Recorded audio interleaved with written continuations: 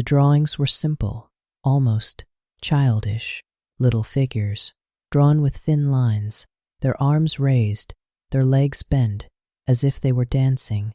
At first, no one paid attention.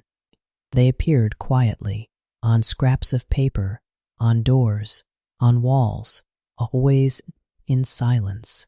For one woman, they were not drawings.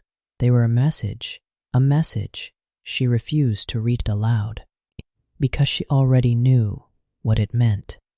And somewhere in those small, dancing figures, a past was waiting to be found, and only one man could understand it. Sherlock Holmes. The evening had settled gently over Baker Street, as though the city itself had decided to move more slowly. Outside, the lamps glowed through a thin veil of mist. Their light softened, blurred, like distant stars seen through half-closed eyes. Inside 221B, the sitting room was warm and still. A small fire rested quietly in the grate, no longer crackling, but glowing with a steady orange rhythm, rising, falling, breathing softly in the silence. Watson sat in his usual chair, a book resting loosely in his hands. He had not turned the page in some time. The hour was late, and the mind, at such hours, prefers to wander. Across the room, Sherlock Holmes lay stretched along the sofa, his long frame relaxed, his eyes half closed, not asleep, never quite asleep, merely resting within his thoughts. The clock upon the mantel marked time in a steady rhythm. Tick, tick, tick. A sound so constant, it no longer asked to be heard. For a long while neither man spoke, and in that silence there was comfort. Outside, a carriage passed slowly along the street below, its wheels softened by distance, then quiet again. Holmes shifted slightly, his voice low, almost thoughtful. Silence, Watson, has a way of revealing things that noise prefers to hide. Watson smiled faintly, though he did not answer. He had learned that Holmes often spoke not to begin conversation, but to continue thinking. The fire shifted softly. A small ember fell inward, glowing briefly, before settling once more. And then a knock, not loud, not urgent, just a single, patient sound. Both men listened. Footsteps followed below, Mrs. Hudson's voice, soft and familiar, a door opening, then closing. Moments later she appeared at the sitting-room entrance. "A gentleman to see you, Mr. Holmes." Holmes opened his eyes, not quickly, not sharply, but with quiet interest. "Show him in," he said. The man who entered was tall, well-dressed, and carried himself with quiet dignity, yet there was something else in his expression, something restrained, a concern carefully held. "My name is Hilton Cubitt," he said, inclining his head politely. Holmes gestured toward a chair. "Please, sit." Cubitt did so, though his posture remained slightly tense, as though he had not yet decided how much to say. Watson observed him quietly. There was no sign of panic, no urgency, only the weight of something not yet spoken. Holmes waited. He never hurried a story. At last, Cubitt spoke. "It concerns my wife," he said. His voice was steady, but softer now. "She has not been herself." Holmes leaned back slightly, his fingers resting together. "In what way?" Cubitt hesitated, then continued. "She is not ill, nor angry, nor distant in the way one might expect." He paused. "She is afraid." The words settled into the room gently. Watson glanced toward Holmes, but Holmes remained still, listening. "It began a few days ago," Cubitt continued, "with drawings." Holmes' eyes shifted slightly. "Drawings?" "Yes," Cubitt said. strange little figures drawn in chalk and sometimes on paper. He reached into his coat and produced a folded sheet. Holmes accepted it without haste. Watson leaned forward slightly. On the paper were small stick figures, simple, childlike, some with arms raised, some bent, some standing still. At first glance, they meant nothing. Holmes studied them quietly. Long enough for silence to return.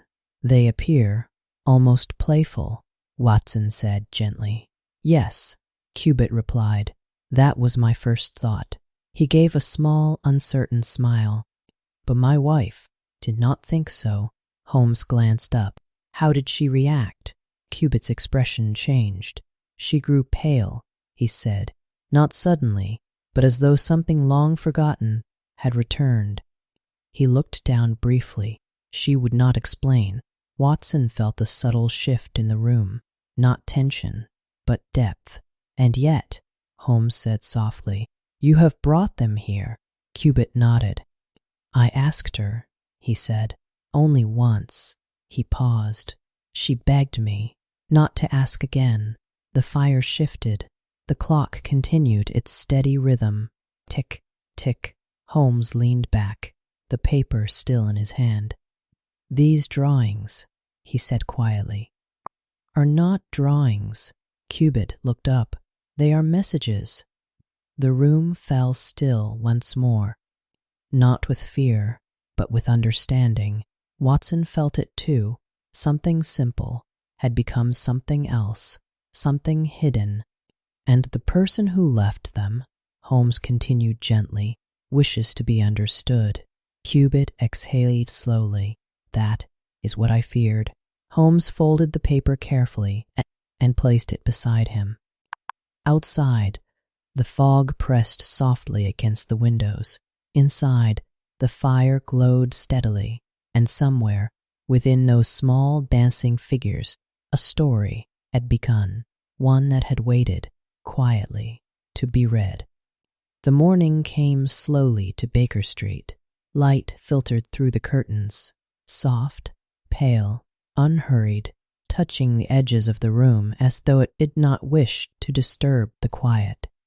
The fire had settled into a gentle glow. The clock continued its steady rhythm. Tick, tick, tick. Sherlock Holmes sat by the table, the small sheet of paper resting before him. The drawings lay there, simple, almost playful, and yet they held his attention completely. Dr. Watson watched in silence. Holmes did not move quickly. He never did. Instead, he studied the figures as one might study a familiar pattern, waiting for it to reveal itself. These are not random, Holmes said at last. His voice was low, thoughtful, almost distant. Watson leaned forward slightly. They seem quite simple, he said. Holmes gave a faint smile. Simple does not mean meaningless. He lifted the paper gently. Each figure stood in a slightly different pose, arms raised, arms lowered, legs bent, and in some, a small flag held carefully to one side. Holmes placed the paper back down. Variation, he murmured. Watson said nothing. He had learned that in these quiet moments, Holmes was already moving ahead. Each figure, Holmes continued softly, represents something. He paused. A letter, perhaps. The room remained still. Watson glanced again at the drawings. What had seemed childish now felt deliberate, and the repetition, Holmes said, is the key. He reached for a pencil and copied the figures onto another sheet, slowly, carefully, without haste. See here, he said, pointing lightly. This figure appears more than once. Watson nodded. And this one, here, again. Holmes leaned back. A pattern, he said. Not art, but language. Outside, a carriage passed softly along the street. The sound faded, leaving only the quiet room behind. Watson folded his hands. Then someone is writing, he said. Holmes inclined his head. Yes. He looked once more at the page, but not to us. The thoughts settled gently into the space between them. Holmes's gaze drifted slightly, thoughtful, measured. These messages, he said quietly, are meant for someone who already understands them. Watson considered this. Mr. Cubitt's wife. Holmes did not answer immediately, but after a moment he nodded. Yes. The fire shifted softly. Light moved along the walls. Slow, steady, calm. Watson felt the quiet realization begin to form. "She knows what they mean," he said. Holmes' voice was almost a whisper, "and that is why she is afraid."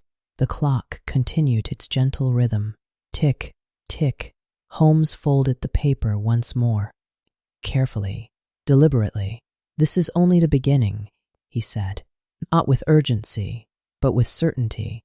Outside, London moved as it always did, quietly, steadily, unaware. And somewhere, beyond the calm of Baker Street, more fortfolkebetanesmen were waiting, not to be seen, but to be understood. The countryside rested beneath a quiet sky, far from the steady rhythm of London, far from its lamps and distant voices. There was only stillness. Hilton Cubitt's house stood alone, surrounded by open land, where the wind moved gently through the trees, and time seemed to slow without effort. Inside, the rooms were warm, carefully kept, peaceful in appearance, yet something had changed. It was not something that could be seen, nor easily named, only felt. A quiet unease, resting just beneath the surface. Elsie Cubitt moved softly through the house. Her steps were light, measured, as though she listened, even when there was nothing to hear. She paused often, at windows, at doors, in the middle of a room, standing still, watching, waiting. Hilton observed her with growing concern. She smiled when he spoke, answered gently, but her eyes lingered elsewhere, as though her thoughts had already moved beyond the walls of the house. One evening, as the light began to fade, he found another drawing. It was on the garden wall, small, clear, carefully made. The same figures, the same quiet dance, arms raised, legs bent, one carrying a tiny flag. He stood there for a moment, studying it. The chalk lines were fresh, not yet touched by rain or time, which meant it had been drawn recently, very recently. The air felt cooler, the silence deeper. He turned slowly, looking across the empty garden. Nothing moved, only the trees, swaying gently, as though they knew nothing of the marks upon the wall. When he returned inside, he said nothing, but Elsie saw his face, and she understood. Her smile faded, softly, without resistance.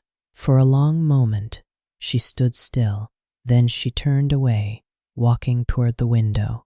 "I hoped," she said quietly, "that it had ended."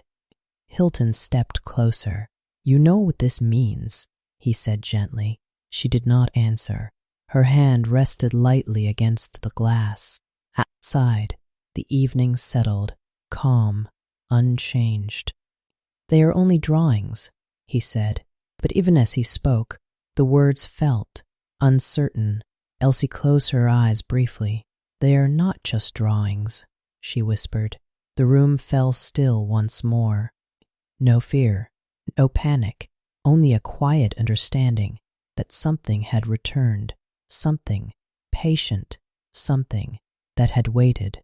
That night, the house remained silent. The wind moved softly beyond the walls.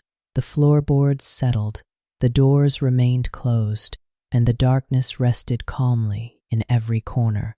Yet sleep did not come easily, because somewhere, beyond sight, someone was watching, not with urgency, but with time.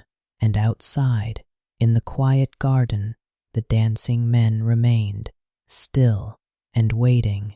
The letter arrived quietly, as most things did, in the calm of Baker Street. It was brought in the late morning, placed gently upon the table, as though it carried nothing of importance. Yet Holmes noticed it at once. He always did. The paper was familiar. The same careful hand, the same simple figures, drawn in small, deliberate lines. Holmes unfolded it slowly, without haste. Watson watched from across the room, the warmth of the fire resting softly between them. The drawings were longer this time. More figures, arranged in a line, their small shapes repeating, shifting, like a pattern beginning to take form. Holmes placed the sheet upon the table and began again. He did not rush. He never rushed. Instead, he observed each figure, each position, each small detail, arms raised, arms lowered, the presence or absence of the tiny flag. Watson leaned forward slightly. "You have seen this before," he said quietly. Holmes inclined his head. "Yes." His voice was calm, but certain. "The repetition is becoming clearer." He took up a pencil and began to copy the figures once more, carefully, exactly, as though each line mattered, because it did. "The most common symbol," Holmes said softly, "is often the simplest letter." Watson listened. "The most used letter," Holmes continued, "is E." He marked one of the figures. A small adjustment, a beginning. The room remained still. Only the clock moved forward. Tick, tick. Holmes worked in silence, replacing symbols, testing patterns, allowing meaning to emerge, rather than forcing it. Time passed, unnoticed. Then, at last, he paused. His pencil rested lightly upon the page. "It is a message," he said quietly. Watson felt a subtle shift, not tension, but clarity. Holmes read the symbols again. This time, not as drawings, but as words. His voice lowered, almost to a whisper. "Elsie." The name settled gently into the room. Watson looked up. Holmes continued. "Prepare." A pause. "Then to meet thy God." The fire shifted softly. The room remained calm, but the meaning had changed. Watson exhaled slowly. "A warning," he said. Holmes shook his head, just slightly. "Not a warning," he replied. "A command." The distinction rested quietly between them. Holmes folded the paper, carefully, as he had done before, but this time his movements carried a quiet urgency. "We must go to Norfolk," he said, not sharply, not suddenly, but with certainty. Watson rose. The decision had already been made. Outside, the city moved as it always did. Carriages passed, voices drifted. The world remained unchanged, but somewhere, in a quiet country house, a message had arrived. Not loud, not violent, but clear and patient, and waiting to be answered. The journey to Norfolk was long, but unhurried. The train moved steadily through the countryside, past fields resting under pale light, past trees standing still in the cool air, as though the world itself had chosen to remain calm. Holmes sat by the window, his gaze distant, not searching, but thinking. Watson rested beside him, watching the landscape drift by, each passing moment soft, unbroken. Neither spoke much. There was no need. The message had already said enough. By the time they arrived, the evening had begun to settle. The Cubitt house stood quietly at the edge of open land, its windows dim, its shape still against the fading sky. Nothing appeared disturbed. Nothing seemed out of place. And yet, the silence felt different, heavier, perhaps, or deeper. They were met at the door by a servant, whose voice was low, careful, as though sound itself should not travel too far. "This way," he said. Inside, The house was warm, but the warmth did not reach every corner. Holmes moved slowly through the hall, his steps light, his attention quiet. He noticed everything: the position of a chair, the faint mark upon the floor, the stillness of the air. Watson followed, feeling the calm settle around him, even as something beneath it remained unresolved. At last it entered the main room. Hilton Cubitt lay there, still, resting upon the floor. There was no struggle, no disorder, only silence. Near him, by the window, Elsie Cubitt rested as well. Her breathing was faint, but present. The window stood open. Curtains moved softly, with the evening air, rising, falling, like a slow breath. Holmes approached without haste. He observed, not with shock, but with care. "The night was quiet," he said softly. Watson nodded. There was no disturbance. Holmes knelt briefly, examining the floor. There was movement, he said, but not chaos. He rose again, his gaze turning toward the open window. Outside, the garden stretched into shadow, the ground undisturbed, except for faint impressions, footprints, light, measured. Holmes stepped closer.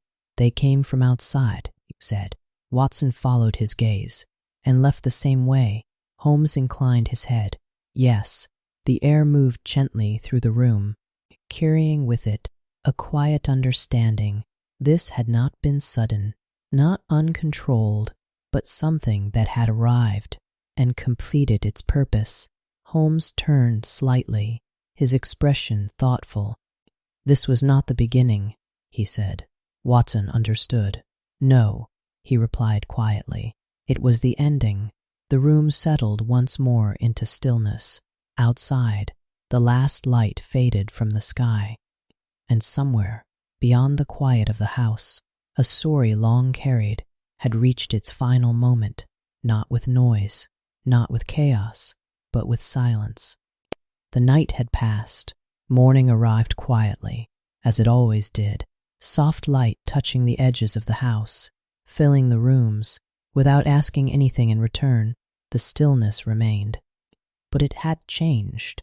What had once felt heavy, uncertain, now felt settled, as though something long carried had finally been set down.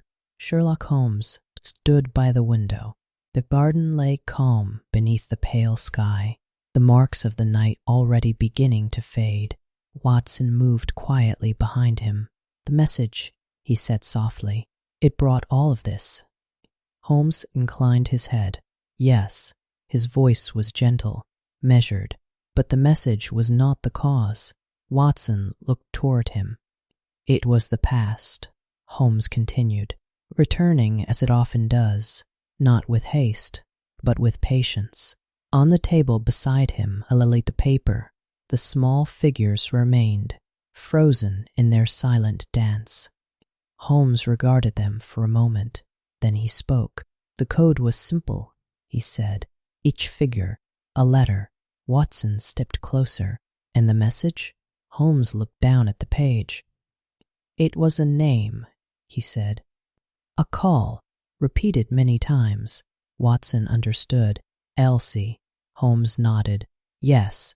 He moved slowly back into the room, his hands resting lightly behind his back. "She knew the code," he continued. "It belonged to her past." Watson listened. "There was a man," Holmes said quietly, "one who had known her long before, in another place, another life." He paused. "A man who refused to let that life end." The room remained calm. No anger, no urgency, only the quiet unfolding of truth. "He sent the messages," Watson said. Holmes inclined his head. "Again and again," he said, "not with force, but with persistence." Watson glanced once more at the drawings. "They seem so simple," he said. Holmes gave a faint smile. "Simple things," he replied, "are often the easiest to overlook." Outside, The morning continued, unchanged, steady, calm. Mrs. Cubbit tried to protect her husband, Holmes said. She said nothing, hoping the messages would end. Watson lowered his gaze slightly, but they did not. Holmes shook his head. No. He looked once more toward the garden. The past, he said softly, does not end until it is understood. The words rested gently in the room, not as a warning, but as a truth. Watson felt the quiet weight of it, and then the release. Everything had been revealed. Nothing remained hidden, and in that clarity there was peace. Holmes folded the paper carefully, placing it aside. The dancing men, no longer mysterious, no longer feared, were simply marks, lines upon page, their meaning complete. Watson moved toward the fire. The embers glowed softly, rising, falling, steady, calm, unchanged. "It is over," he said. Holmes considered this, then gave a small, thoughtful nod. "Yes," he replied, "it has come to rest." Outside, the wind moved gently across the fields. Inside, the house grew quiet once more, and somewhere, beyond memory, the dancing men no longer moved. Their message had been read, their purpose fulfilled, and like all things that have been understood, they faded softly into silence.